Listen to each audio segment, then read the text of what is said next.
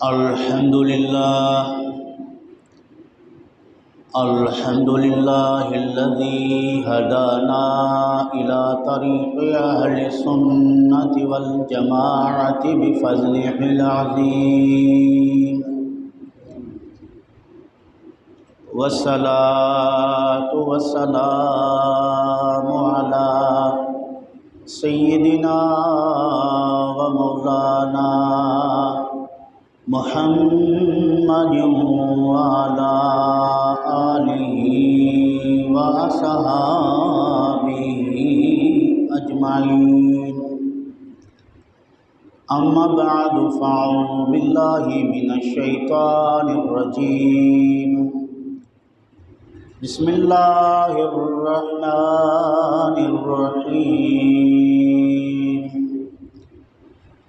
محمد رسول الله والذين معه أشداء على الكفار رحماء بينهم،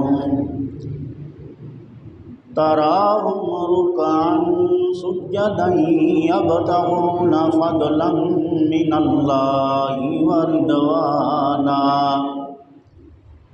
سيماهم في وجوههم من أثر السجود. آمنت بالله صدق الله مولانا العظيم، وقال الله تعالى في مقام آخر: إن الله وملائكته يصلون على النبي يا أيها الذين آمنوا صلوا عليه وسلموا تسليما. اللهم صل على سيدنا ومولانا محمد وعلى آل سيدنا وأصحاب سيدنا ومولانا محمد وبارك وسلم عليه صلاة وسلاما عليك يا سيدي يا رسول الله، وعلى آلك وأصحابك يا سيدي يا خير خلق اللہ. عزیز و دوست و یارو، یہ دنیا دار فانی ہے، دل اپنا مت لگاؤ تم، لحد میں جا بنانی ہے. تمہاری بندگی کرنے ہنسے لذات دنیا میں، ہوئی اندھی عقل تیری کیسی جوانی ہے. حمد و صلات کے بعد واجب الاحترام دوستان عزیز، برادران اسلام، اللہ وحدہ لا شریک کے پاک کلام قرآن مجید فرقان حمید میں سے ایک آیت کریمہ تلاوت کیا ہے. اللہ رب العزت کی بارگاہ میں دعا ہے کہ رب ذوالجلال مختصر وقت میں قرآن و سنت کی روشنی میں حق و سچ بیان کرنے کی توفیق نصیب فرمائے. بیان کے بعد طرفین کو عمل کرنے کی توفیق نصیب فرمائے. عزیزان گرامی، رمضان المبارک کا یہ چوتھا جمعہ ہے جس کو جمعۃ الوداع کہنا ممکن ہے. اللہ تعالیٰ جل شانہ نے اس ماہ مقدس میں ہم پر خصوصی رحم و کرم فرمایا کہ اللہ رب العالمین نے ہمیں زندگی میں یہ ماہ مقدس نصیب فرمایا. اللہ تعالیٰ جل شانہ کی توفیق سے رسول اکرم صلی اللہ علیہ وآلہ وسلم کے وسیلے سے جو کچھ نیک اعمال بجا لائے، اللہ رب العالمین اس کو اپنی بارگاہ میں قبول فرمائے. مزید چند دن باقی ہیں، اس میں اللہ رب العالمین خلوص کے ساتھ عبادت کرنے کی توفیق نصیب فرمائے، روزہ رکھنے کی توفیق نصیب فرمائے، तरावीह पढ़ने की तौफीक नसीब फरमाए, तिलावत कुरान मजीद करने की तौफीक नसीब फरमाए, नबी अकरम सल्लल्लाहु अलैहि वसल्लम पर दुरूद व सलाम पढ़ने की तौफीक नसीब फरमाए। आज की जुम्मे के तकरीर का उन्वान है हज़रत अली कर्रमल्लाहु वजहुल करीम की फ़ज़ाइल और आपकी शहादत। कह दो सुभान अल्लाह, ऊंची आवाज़ में कह दो सुभान अल्लाह। हज़रत अली कर्रमल्लाहु वजहुल करीम रसूल करीम सल्लल्लाहु अलैहि वसल्लम के सहाबा में अज़ीमुल मर्तबत शख्सियत हैं। नबी करीम सल्लल्लाहु अलैहि वसल्लम का उन्हें कुर्ब ख़ास हासिल है। नबी करीम सल्लल्लाहु अलैहि वसल्लम ने हज़रत अली कर्रमल्लाहु वजहुल करीम को फरमाया कि आप मेरी दुनिया और आखिरत के भाई हैं। नबी करीम सल्लल्लाहु ताला अलैहि वसल्लम बाज़ मौक़े पर ख़ुद ना जा सके तो हज़रत अली कर्रमल्लाहु वजहुल करीम को अपना नायब और खलीफा बनाकर भेजा। ये हज़रत अली कर्रमल्लाहु वजहुल करीम के फ़ज़ाइल हैं। और हज़रत अली कर्रमल्लाहु वजहुल करीम हम अहले सुन्नत के इमाम हैं। अली इमाम मनस्तो मनम ग़ुलाम अली। अली इमाम मनस्त, अली हमारा इमाम है। किसका? हमारा इमाम है। मनम ग़ुलाम अली, हम हज़रत अली के ग़ुलाम हैं।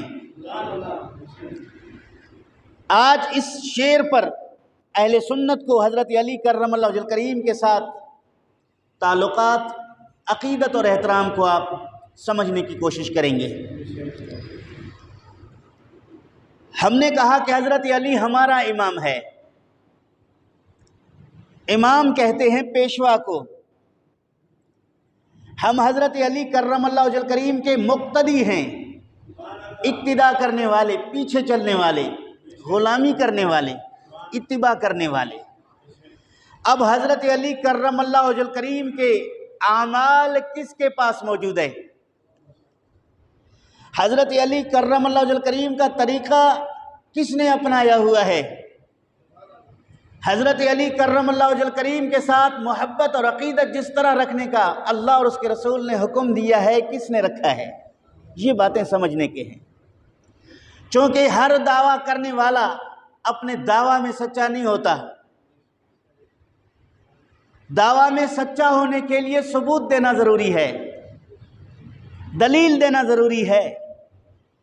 अगर कोई कहे कि मैं हज़रत अली से मोहब्बत करता हूँ, ये दावा किया है मोहब्बत करने का, उस मोहब्बत करने के दावे के बाद उस पर दलील लाजिम है।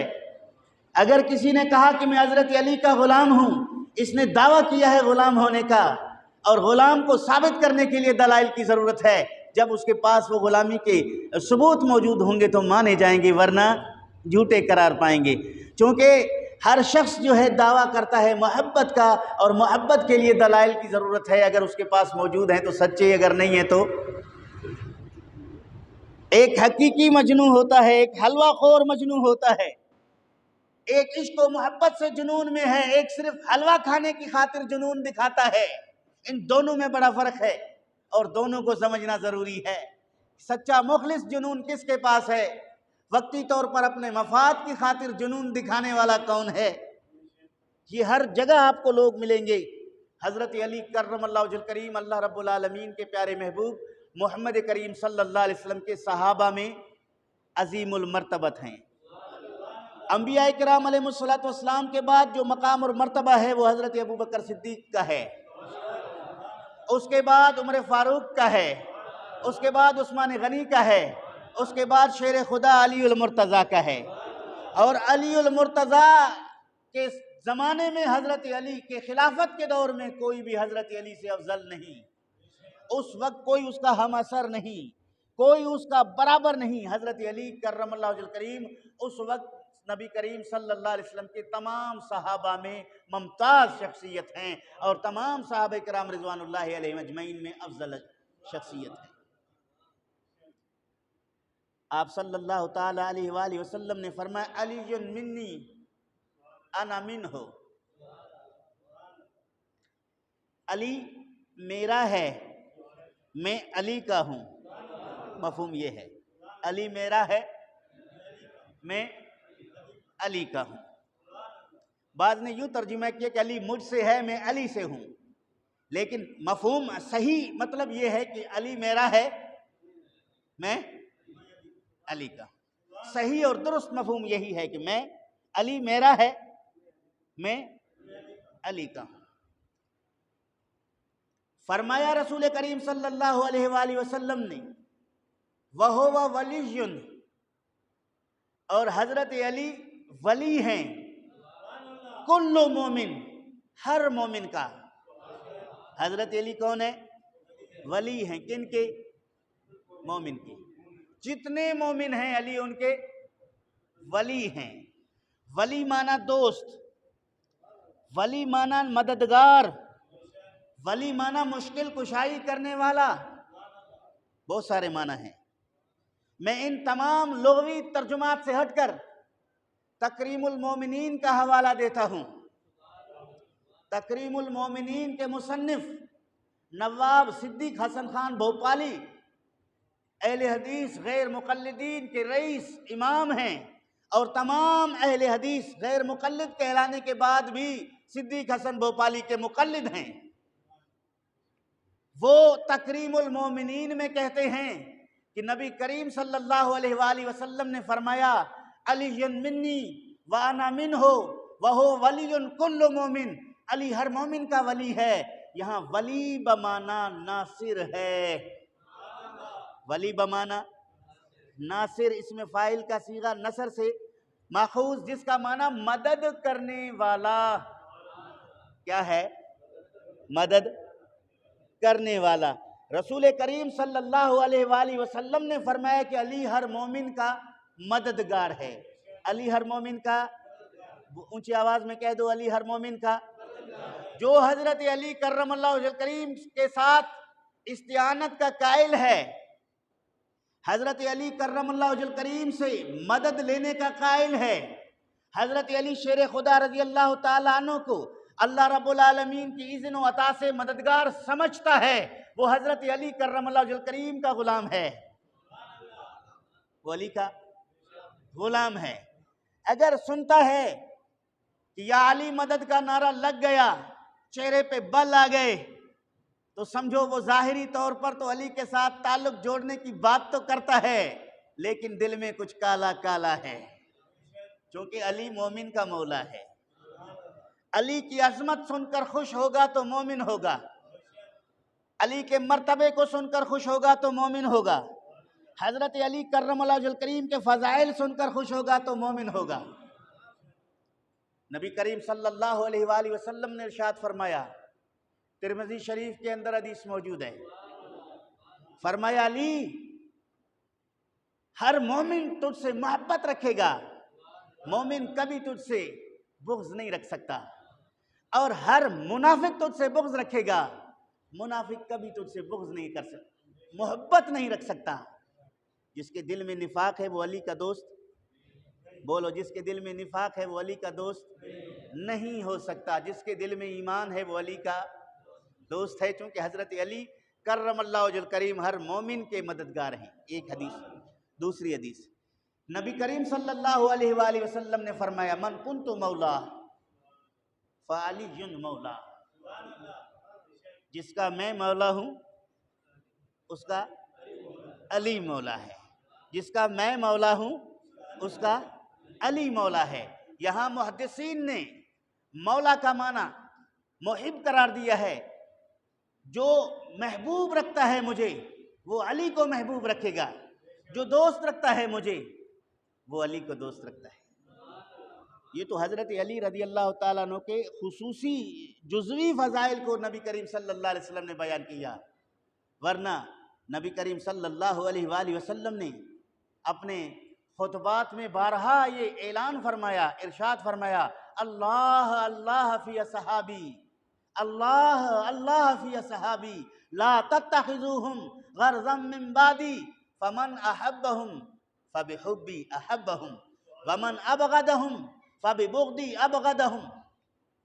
نبی کریم صلی اللہ علیہ وسلم نے فرمایا کہ میرے صحابہ کے بارے میں اللہ سے ڈرو، میرے صحابہ کے بارے میں اونچی آواز میں کہہ دو میرے صحابہ کے بارے میں اللہ سے ڈرو، میرے بعد جو میرے صحابہ کرام رضوان اللہ تعالی علیہم اجمعین سے بغض رکھے گا وہ بغض میری بغض کی وجہ سے ہوگا، یعنی اس کا اصل میں حقیقی طور پر میرے ساتھ بغض ہے، اس میرے بغض کا اظہار وہ میرے صحابی سے بغض رکھ کے کرتا ہے۔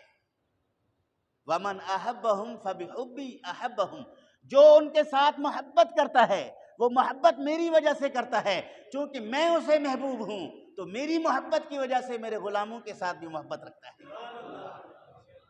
لیکن خصوصی طور پر جزوی فضائل میں حضرت علی کرم اللہ وجہ الکریم کا نام لے کر فرماتے من کنت مولاہ فعلی مولا، جس کا میں مولا ہوں اس کا علی مولا ہے، جس کا میں مددگار ہوں اس کا علی مولا ہے، جس کا میں دوست ہوں اس کا علی دوست ہے، جس کے مشکل کشائی میں کرتا ہوں اس کی مشکل کشائی علی کرتا ہے، جو مجھ سے محبت رکھتا ہے وہی علی سے محبت رکھتا ہے۔ یہ اعلان کیا مصطفیٰ کریم صلی اللہ علیہ وسلم نے۔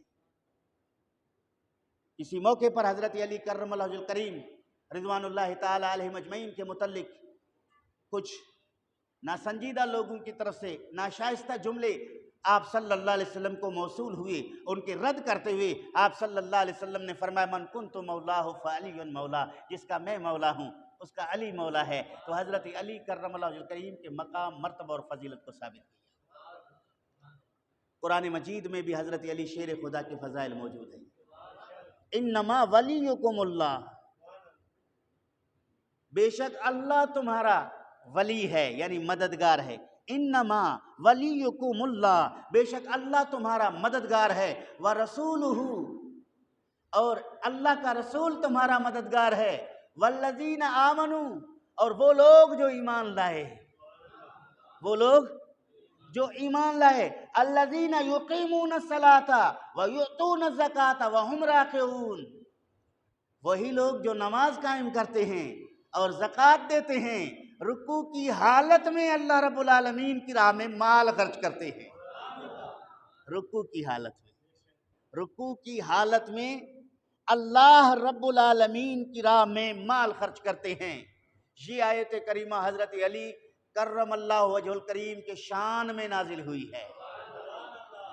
شان میں قاضی ثناء اللہ صاحب پانی پتی رحمت اللہ تعالی علیہ، علامہ اسماعیل حقی رحمت اللہ تعالی علیہ تفسیر مظہری اور روح البیان میں، دیگر بزرگان بھی اپنے تفاسیر میں لکھتے ہیں کہ حضرت علی کرم اللہ وجہ الکریم مسجد شریف میں نماز پڑھ رہے تھے، دیگر صحابہ کرام رضوان اللہ تعالی علیہ مجمعین بھی نماز میں تھے، باہر سے ایک سائل آیا، باہر سے ایک مانگنے والا آیا، اسے نہیں پتا تھا کہ نمازیوں نماز کی حالت میں بات نہیں کرتے، نماز کی حالت میں کوئی مدد نہیں کرتا، وہ ان صحابہ کرام رضوان اللہ علیہ مجمعین کے بیچ میں کھڑے ہو کر صدا دینے لگا، کچھ مانگنے لگا کہ مجھے اللہ رب العالمین کے نام پر کچھ دو، لیکن صحابہ مشغول عبادت تھے، کسی نے اس کی طرف توجہ نہ کی، چونکہ نماز میں اس کو کسی اور طرف توجہ کرنے کی اجازت نہیں تھی، وہ سب کے سب نماز میں مشغول تھے۔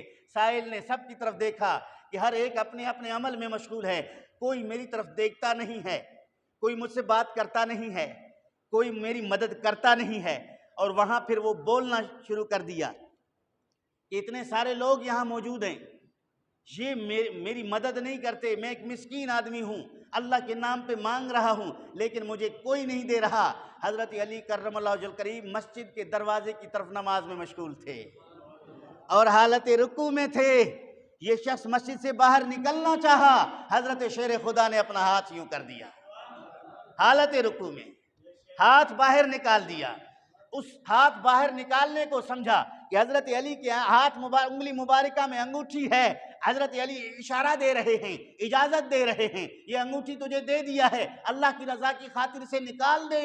اس سائل نے اس انگوٹھی کو نکال کے چلا گیا، رب ذوالجلال نے جبریل کو بھیجا، اے جبریل جاؤ میرے پیارے محبوب محمد کریم صلی اللہ علیہ وسلم کو خبر سنا دو، علی کی فضیلت بتا دو، شیر خدا کی فضیلت بتا دو۔ قرآن اس کے حق میں نازل ہوا، اللہ رب العالمین نے فرمایا انما ولیکم اللہ والذین آمنوا الذین یقیمون الصلاۃ ویؤتون الزکاۃ وہم راکعون، اور وہ ایمان والے جو نماز قائم کرتے ہیں اور زکوٰۃ دیتے ہیں، رکوع کی حالت میں اللہ رب العالمین کی راہ میں مال خرچ کرتے ہیں۔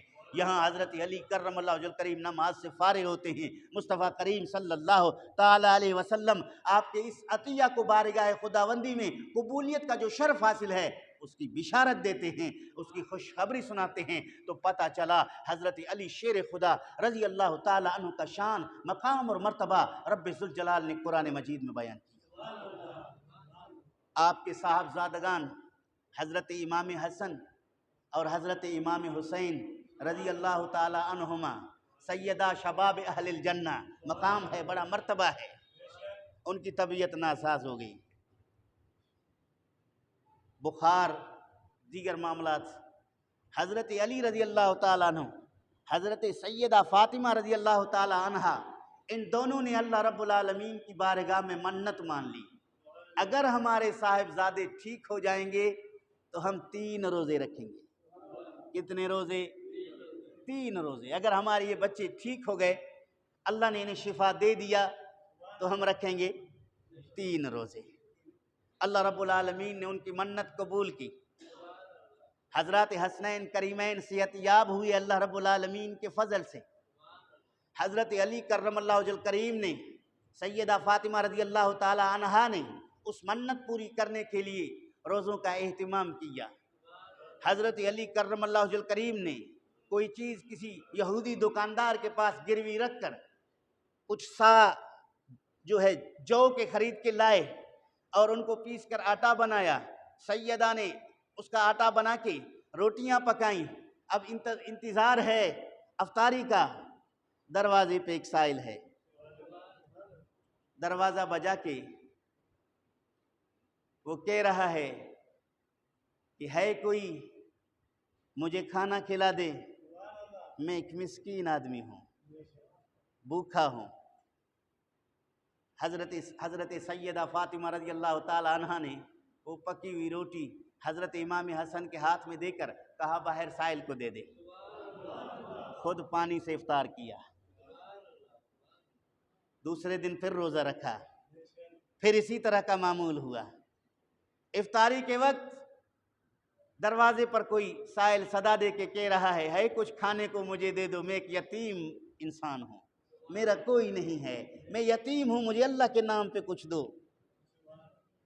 انہوں نے سیدہ فاطمہ رضی اللہ تعالی عنہا نے وہ کھانا جو اس وقت موجود ہے وہ اٹھا کر اسی سائل کی طرف بھجوا دیتی ہے، پھر پانی سے افطاری۔ اب تیسرا دن ہے، پھر افطاری کا وقت ہے، کھانا پک چکا ہے، دروازے پر سائل نے صدا دی، میں ایک قیدی آدمی ہوں، ابھی میری قید سے رہائی ہوئی ہے، بھوک سے نڈھال ہوں، ہے کچھ کھانے کو مجھے دیا جائے۔ سیدہ نے وہ کھانا بھی ان کی طرف بھجوا دی اور خود پانی سے افطاری کیا۔ حضرت علی شیر خدا بھی کمزور ہو گئے، نکاہت آ گئی، سیدہ فاطمہ کے چہرے پر بھی زردی کے آثار نظر آئے۔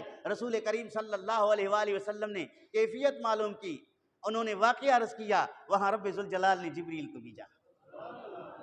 اللہ رب العالمین نے قرآن کی آیت نازل کی، وَيُطْعِمُونَ الطَّعَامَ عَلَىٰ حُبِّهِ مِسْكِينًا وَيَتِيمًا وَأَسِيرًا۔ وہ جو کھانا کھلاتے ہیں اللہ کی محبت پر، کوئی لالچ دنیا کا نہیں ہے۔ اگر کسی سائل کو کچھ دیا ہے تو اللہ کی محبت میں دیا ہے، اللہ کی رضا ہے۔ یطعمون الطعام علی حبہ، جس نے اللہ کی رضا اور اللہ کی محبت پر کھانا کھلایا، مسکینہ مسکین کو، یتیمہ یتیم کو، و اسیرہ قیدی کو۔ یہ شان حضرت علی شیر خدا رضی اللہ تعالیٰ عنہ کی ہے اور سیدہ فاطمہ رضی اللہ تعالیٰ عنہ کی ہے۔ پتہ چلا کہ ان کے عمل اللہ کے نزدیک اتنے مقبول ہیں، وہ عمل کر گزرتے ہیں، اللہ تعالیٰ جل شانہ فوری طور پر ان پر قرآنی آیات نازل کر کے ان کے شان ظاہر کرتا ہے۔ شیر خدا رضی اللہ تعالیٰ عنہ کی شان میں کئی آیات نازل ہیں۔ اہل سنت کا عقیدہ حضرت علی شیر خدا رضی اللہ تعالیٰ عنہ کے مقام اور مرتبہ، آپ کے فضائل جو ترتیب کے مطابق ہے، جو قرآن و سنت سے ثابت ہے، قائل ہیں، تو الحمدللہ جو اعتدال کا راستہ اہل سنت کا ہے۔ کچھ نے تفرید کر دیا، کچھ نے افراط کر دیا، کچھ نے حضرت علی کرم اللہ وجہ کریم کے خلافت کا انکار کر کے خارجی بن گئے، کچھ لوگوں نے حضرت علی سے محبت کر کے دیگر خلفائے ثلاثہ کا انکار کر کے رافضی بن گئے۔ مبارک ہو اہل سنت کو اعتدال کے راستے پر ہیں، نہ خارجی ہے نہ رافضی، حق کے راستے پر گامزن ہیں۔ تو حضرت علی شیر خدا رضی اللہ تعالیٰ عنہ کی بارگاہ میں آپ کے عقیدت مندوں میں سے ایک غلام کو پیش کیا اور ان پر چوری کا الزام تھا۔ ثبوت اور گواہوں کے ساتھ چوری ثابت ہو گئی، چوری ثابت ہو گئی۔ شیر خدا رضی اللہ تعالیٰ عنہ نے ہاتھ کاٹنے کا حکم دے دیا۔ آپ خلیفہ ہیں، آپ نے کہا اس نے چوری کی ہے، اس کا ہاتھ کاٹو۔ اس شخص کا ہاتھ کاٹا، کونی سے ہاتھ کٹ گیا اور اس کا وہ پنجہ اس کے ہاتھ میں دے کے اسے کہا کہ اب جاؤ گھر جاؤ۔ وہ اپنا پنجہ لے کے جانے لگا۔ راستے میں اسے حضرت سلمان فارسی رضی اللہ تعالیٰ عنہ اور حضرت ابن اقویٰ ملاقات کرتے ہیں۔ ابن اقویٰ سوال پوچھتا ہے کہ یہ کیا ہو گیا؟ اس نے کہا کہ میں نے چوری کی، پکڑا گیا، حضرت علی شیر خدا رضی اللہ تعالیٰ عنہ کی عدالت میں مجھے پیش کیا گیا، میرے لیے فیصلہ ہوا، میرا ہاتھ کٹ گیا۔ امیر المومنین کا فیصلہ تھا، ہاتھ کٹ گیا۔ ابن اقویٰ نے کہا کہ تو ہاتھ کٹوانے کے بعد بھی اس شخص کو امیر المومنین کہتا ہے؟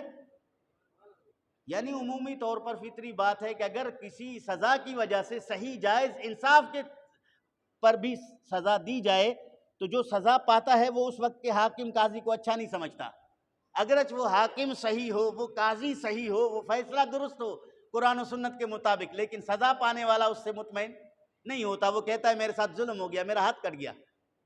اس نے کہا کیوں نہ کہوں اس کو امیر المومنین، تو امیر المومنین ہیں، اس نے میرا ہاتھ کاٹا ہے تو مجھے جہنم کے عذاب سے بچایا ہے، جو سزا مجھے آخرت میں ملنی تھی اس نے یہاں مجھ پہ لاگو کر دیا، یہ تو ان کا احسان ہے، مجھے پاک کر دیا چوری کی جرم سے۔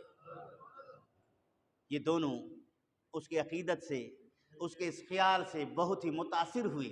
حضرت علی شیر خدا کی بارگاہ میں آئے، عرض کرنے لگے امیر المومنین وہ فلاں شخص جو ابھی جا رہا تھا جس کے ہاتھ میں اس کا کٹا ہوا پنجہ ہے، ہم نے اس کو پوچھا تو اس نے آپ کے بارے میں اس طرح کے کلمات بولے ہیں۔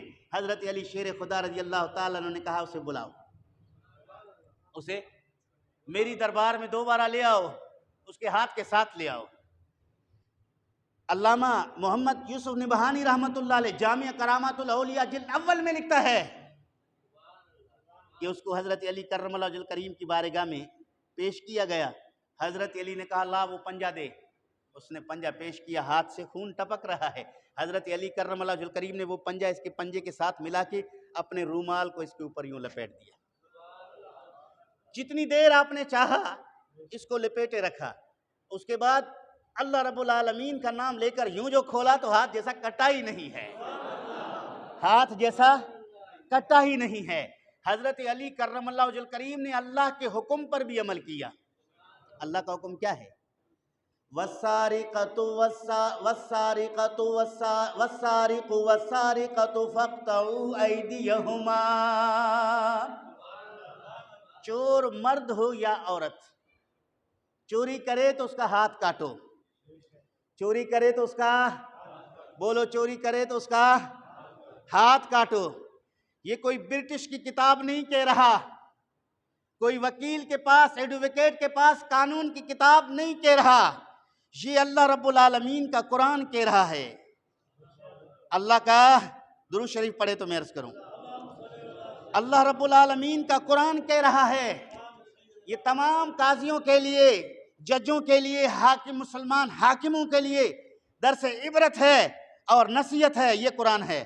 فرمایا وَالسَّارِقُ وَالسَّارِقَةُ فَاقْطَعُوا أَيْدِيَهُمَا جَزَاءً بِمَا كَسَبَا نَكَالًا مِّنَ اللَّهِ وَاللَّهُ عَزِيزٌ حَكِيمٌ۔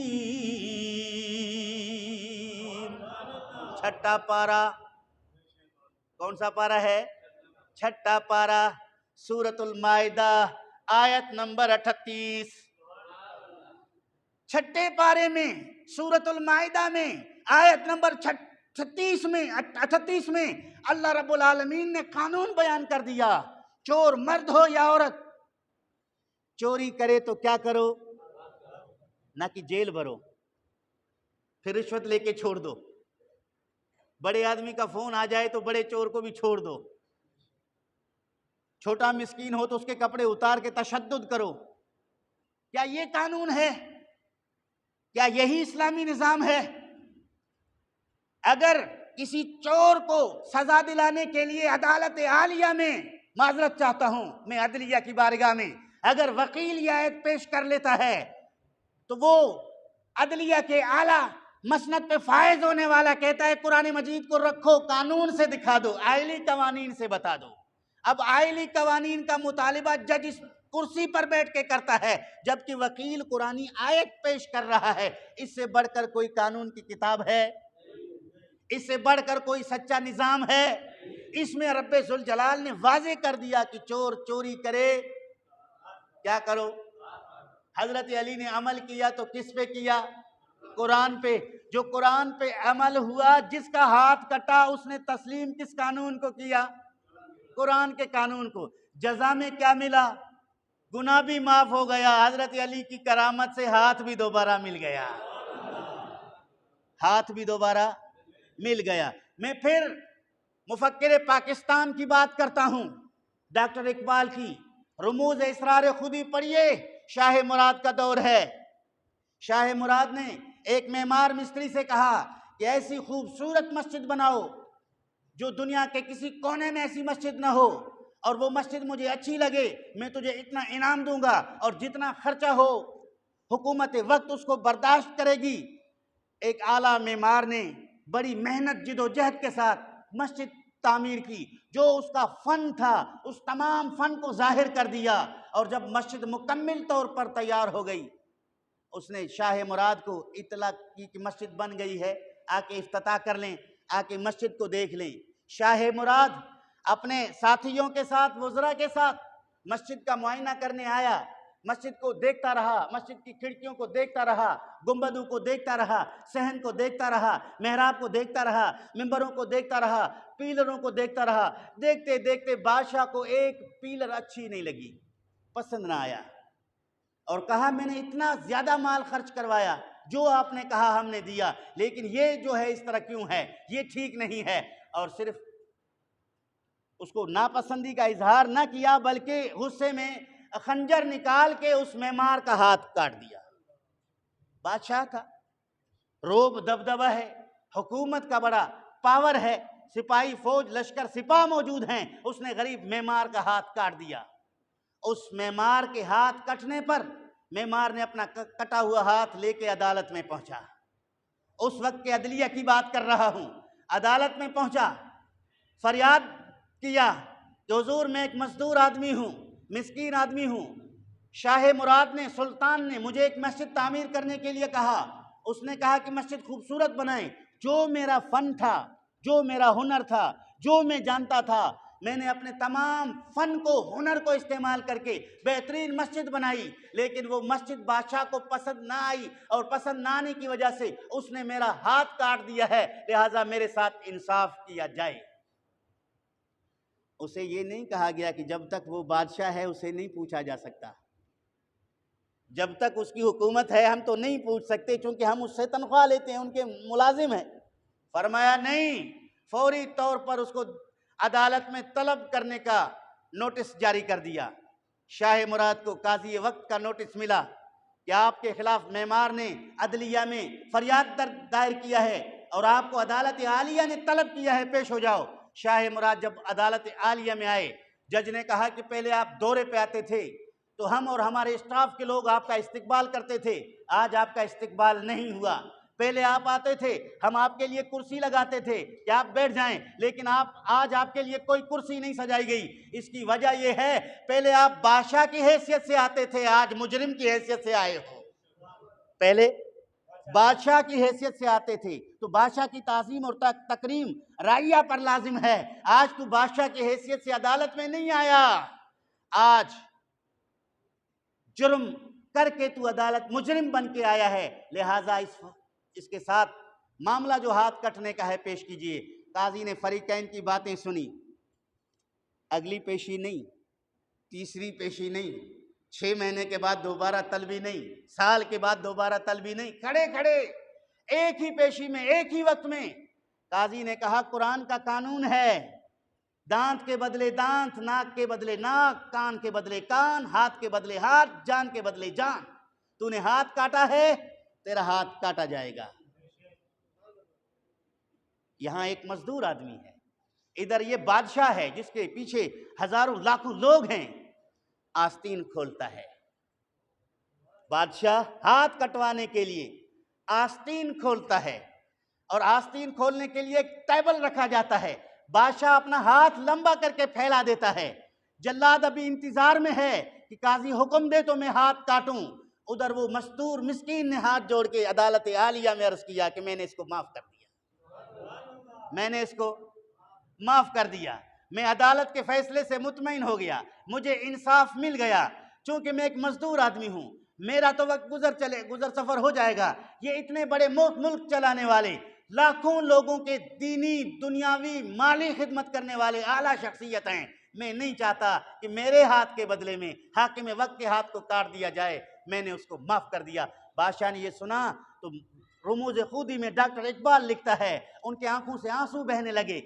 دیکھا کہ ایک تو یہ میرا عمل جو میں نے ہاتھ کاٹا، ایک اس مسکین کا عمل ہے جس نے مجھے معاف کر دیا۔ بادشاہ نے کہا کہ جو تو دن میں کماتا تھا، جو تیرے گھر کے اخراجات ہیں، جو تیری مزدوری ہے، جو تیرے ہاتھ کا علاج ہے، وہ سب بیت المال سے کیا جائے گا۔ آج کے بعد تجھے مزدوری کرنے کی ضرورت نہیں ہے، تمہارا وہ وظیفہ تمہیں گھر ملے گا۔ یہ عدالت عالیہ کے انصاف تھے۔ آج اگر ایسا انصاف ہو جائے تو آپ کی جیل خالی ہو جائیں گے۔ آج اگر ایسا انصاف ہو جائے تو آپ کے تھانے خالی ہو جائیں گے۔ فوری طور پر ہاتھوں ہاتھ دلائل اور شواہد کے بنا پر فیصلے کیے جاتے ہیں۔ یہی فیصلہ اسلام چاہتا ہے۔ یہاں قرآن نے بھی کہا وَالسَّارِقُ وَالسَّارِقَةُ فَاقْطَعُوا أَيْدِيَهُمَا، مرد خواہ چور خواہ مرد ہو یا عورت، چوری کرے تو اس کا ہاتھ کاٹو۔ نبی کریم صلی اللہ علیہ وسلم کا دور اقدس ہے۔ ایک خاتون نے چوری کی، بنو خزیمیہ میں سے ایک اعلیٰ خاندان کی عورت نے چوری کی، فاطمہ اس کا نام ہے، اس نے چوری کی۔ نبی کریم صلی اللہ علیہ وسلم کی بارگاہ اقدس میں وہ کیس آیا۔ رسول کریم صلی اللہ تعالی علیہ وآلہ وسلم نے کیس سماعت فرمانے کے بعد اس خاتون کے ہاتھ کاٹنے کا حکم دے دیا۔ نبی پاک نے کہا کہ اس کا ہاتھ کاٹو، اس عورت کا ہاتھ کاٹو۔ اب تمام بڑے بڑے لوگ مشاورت میں لگ گئے کہ اس کا ہاتھ نہ کاٹا جائے، چونکہ یہ سردار کی بیٹی ہے، شہزادی ہے، قوم قبیلے کی بے عزتی ہوگی۔ اتنے اعلیٰ خاندان کے خاتون نے چوری کی ہے، ہاتھ کٹوا کے آ گئی ہے، یہ تو بڑا مسئلہ ہوگا۔ اب رسول کریم صلی اللہ علیہ وسلم سے کسی کو جرأت نہیں ہے کہ حضور سے عرض کر دیں کہ یا رسول اللہ صلی اللہ علیہ وسلم اس سزا کو آپ معاف کر دیں۔ نبی کریم صلی اللہ تعالی علیہ وآلہ وسلم کا غلام تھا حضرت زید بن حارثہ۔ کیا نام ہے؟ زید بن حارثہ۔ حضرت زید بن حارثہ کا بیٹا حضرت اسامہ، چھوٹے بچے معصوم ہیں، 3-4 سال کے بچے ہیں چھوٹے، اور نبی کریم صلی اللہ علیہ وسلم اس بچے سے بہت ہی زیادہ محبت فرماتے تھے۔ اس کو اپنے گود پہ بٹھاتے تھے، اس کے گال چومتے تھے، اس کا پیشانی چومتے تھے، اس کے ساتھ کھیلا کرتے تھے۔ رسول کریم صلی اللہ علیہ وسلم سے وہ بچہ بے جھجک اپنی بات کہہ جاتا تھا، کیونکہ بچہ محبت ہے۔ بچے کو محبت دے دو، وہ ممبر پہ بھی آ کے کہے گا، وہ عدالت کی کرسی پہ بھی آ کے کہے گا، بادشاہ وقت کو تخت پہ بھی کہے گا، کیونکہ ڈانٹ ڈپٹ خطرہ کوئی نہیں ہے، پیار اور محبت ہے۔ حضرت اسامہ کو حضور اکرم صلی اللہ علیہ وسلم کی بارگاہ میں بڑے بڑے لوگوں نے سمجھا کے بھیجا، جا کے حضرت محمد مصطفیٰ صلی اللہ علیہ وسلم کے قریب جا کر عرض کریں کہ یا رسول اللہ وہ فلاں فلاں فلاں سردار فلاں فلاں صحابی یہ کہتے ہیں کہ یہ بنو خزیمہ کی خاتون ہیں، اس کے ہاتھ نہ کاٹا جائے، اس کو چھوڑ دیا جائے۔ خود تو نہیں کہہ سکتے تھے، اس بچے کو بھیجا، وہ بے تکلف رسول کریم کی بارگاہ میں آیا جایا کرتا تھا، وہ آ کے رسول کریم کی گود میں بیٹھا، حضور صلی اللہ علیہ وسلم نے اسے دیکھ کر مسکرانے لگے۔ اس بچے نے کہا کہ مجھے فلاں فلاں نے بھیجا ہے کہ اس عورت فاطمہ فلاں کی بیٹی جو ہے اس کا ہاتھ نہ کاٹا جائے، اس میں یہ سردار کے اس بڑے قبیلے کی بے عزتی ہوگی۔ مصطفیٰ کریم صلی اللہ علیہ وسلم کا چہرہ مبارک لال ہو گیا، ناراضگی کے آثار آ گئے، سرخ ہو گئے اور اس بچے کو پیار سے اٹھا کر گود سے نیچے رکھا اور کھڑے ہو کر جلال میں کہا کہ ابھی میری موجودگی میں قرآن مجید کے قانون اور نظام میں تبدیلی کی سفارش کی جا رہی ہے۔ اللہ رب العالمین کے اس قانون کو والسارق والسارقۃ فاقطعوا ایدیہما، اللہ نے کہا چور کے ہاتھ کاٹ دو تو اس پر عمل لازمی ہوگا۔ اگر میری موجودگی میں قرآن قانون پر عمل کرنے سے روکنے کے لیے سفارشیں کی جائیں، اس وقت کہا کہ مجھے قسم ہے اس ذات کی جس کے قبضہ و قدرت میں محمد کی جان ہے، یہ فاطمہ بنت فلان نے چوری کی ہے، اگر فاطمہ بنت محمد بھی چوری کر لیتی تو آج ہاتھ کاٹا جاتا۔ یہ انصاف ہے، بخاری کے اندر حدیث موجود ہے۔ حالانکہ حضرت سیدہ معصومہ رضی اللہ تعالی عنہ بڑی شان رکھتی ہیں، ان کی بڑی فضیلت ہے، لیکن نبی کریم صلی اللہ علیہ وسلم نے اتنی بڑی بات کہہ دی، اب سب کے سب سرنگوں ہو کر نیچے بیٹھ گئے، سب نے گردن جھکا کے بیٹھ گئے۔ اگر یہ انصاف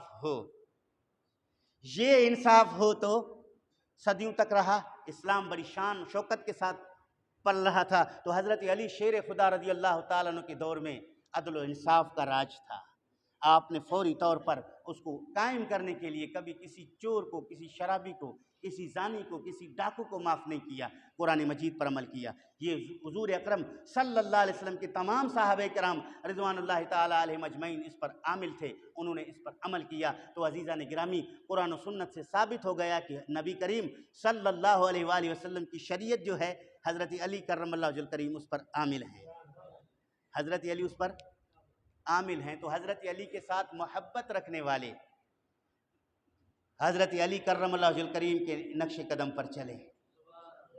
حضرت علی نے کبھی کوئی نماز قضا نہیں کی، کبھی کوئی نماز ولادت کعبۃ اللہ میں، شہادت مسجد میں، کثیرہ میسر نشد ای سعادت بقعبہ ولادت بمسجد شہادت۔ کسی کو یہ سعادت میسر ہی نہیں ہے کہ بھائی یک وقت کعبے میں بھی ولادت ہو، پھر مسجد میں بھی شہادت ہو۔ مسجد میں شہادت نماز پڑھنے والوں کی ہوتی ہے یا بے نمازیوں کی؟ جو مسجد میں آنے جانے والے ہیں، مسجد کو آباد کرنے والے ہیں۔ تو جو مسجد کو آباد کرے، مسجدوں کے ساتھ محبت رکھے، نماز قائم کرے، زکوٰۃ دے، اللہ رب العالمین کی راہ میں مال خرچ کرے، نبی کریم صلی اللہ علیہ وآلہ وسلم کی شریعت پر عمل کرے، اسے علی کہتے ہیں۔ جو شریعت پر عمل کرائے اسے علی کہتے ہیں۔ جو حضرت شیر خدا رضی اللہ تعالیٰ عنہ خیبر کے قلعہ کو فتح کرے اسے علی کہتے ہیں۔ وقت نہیں تھا، اس پر بھی مجھے گفتگو کرنی تھی۔